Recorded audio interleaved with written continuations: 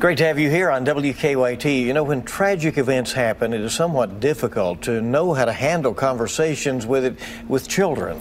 Dr. David Weisenhorn joins us today with some information on how to handle those difficult conversations with children. Glad to have you here. Thank you. I'm glad to be here. Very much. You know, we've seen so much, and it's ongoing in the world today for floods and fires and the Las Vegas situation and all of that. How do you talk to kids about the things they may be seeing on TV and social media? Yeah, you know, talking about tragedies are difficult when you talk to even other adults. And so a lot of people feel like when I talk to children, it's even more difficult.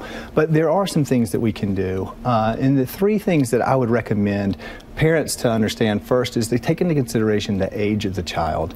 Developmentally, where are they? How much of the situation do they already understand? For instance, talking to a first grader about a shooting may require a lot less detail than maybe talking to a teenager about the same situation. And then the last thing is to take into consideration the child's personality.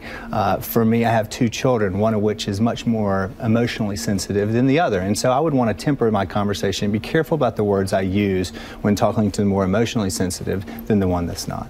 So how do you start those conversations? Do you wait until you know that they have questions, or do you just go ahead and say, there's some things that I need to talk about? What do you do? Yeah, a good one. And I think, again, it's going to kind of depend on the child. If children don't want to talk about it, it's important that parents don't press on them about the situation. Allow them to know that you're willing to listen, and when they want to have that conversation, it's a good time. However, some of the young ones may already begin to show symptoms of feeling fear or anxiety. A lot of times there'll be regression in their behaviors, such as wetting the bed.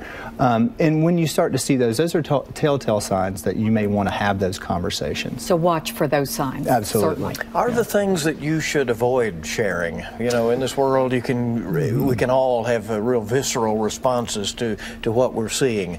Do you have to be careful about what you say? Absolutely, and I appreciate that. One of the things I would suggest is to stay factual.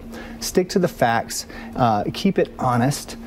Try and avoid any type of emotional response. When, for instance, when talking about these events, maybe we say things like harmful acts versus evil people. You can tell when I talk about harmful and when I say evil, it causes a different emotional reaction. And so trying to avoid those. The other thing I would certainly avoid is making promises that these type of events or harmful acts will not happen to our children, will not happen within our communities. And instead of making those promises, what I would do is to try and ensure our children that there are a lot of people in the community that care about their safety, that work every day, and identifying who those are can also be helpful. They're firefighters, principals, teachers, parents, those people.